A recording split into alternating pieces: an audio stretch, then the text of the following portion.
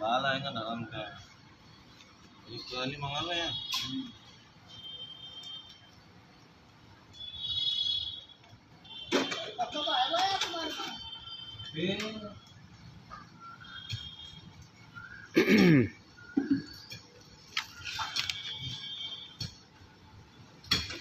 आज के जो पौधे यहाँ पर लगाए जा रहे हैं, इसमें भिंडी के बीज, उसके साथ साथ लौकी है, तुरई है,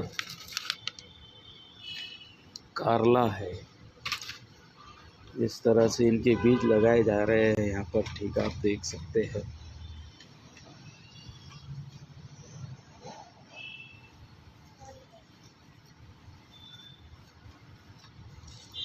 यहाँ पर खुदाई करके और पानी के लिए भी आने के लिए वहाँ से कालवा बनाए गए हैं ताकि यहाँ पानी भी बराबर मिल सके।